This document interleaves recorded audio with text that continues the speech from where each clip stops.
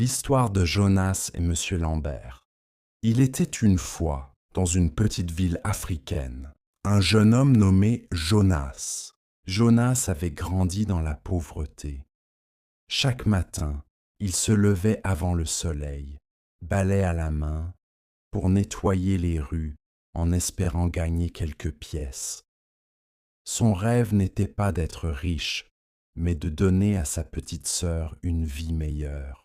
Un jour, alors qu'il ramassait des papiers devant une grande villa, une voiture noire s'arrêta.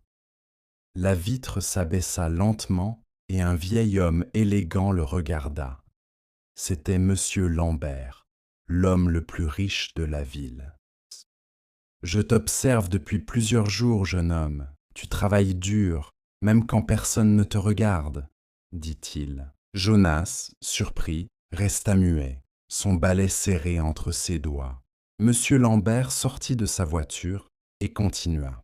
Dis-moi, qu'est-ce qui te pousse à te lever chaque matin alors que d'autres de ton âge dorment encore? Jonas prit son courage à deux mains et répondit.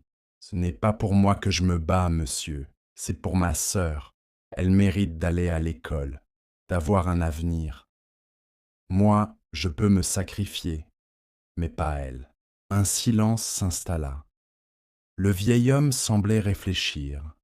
Puis, sans un mot, il remonta dans sa voiture et partit.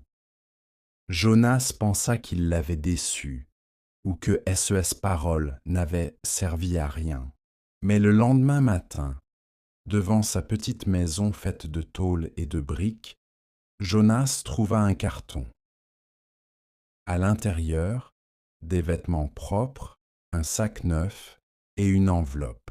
Sur l'enveloppe, il était écrit « Pour les études de ta sœur, je crois en toi, elle. » Les jours passèrent. Monsieur Lambert revint souvent. Il ne donnait pas seulement de l'argent, il offrait des conseils. Comment économiser? Comment rêver plus grand sans perdre son humilité? Peu à peu, Jonas commença à voir en lui une figure paternelle. Pourtant, tout n'était pas simple.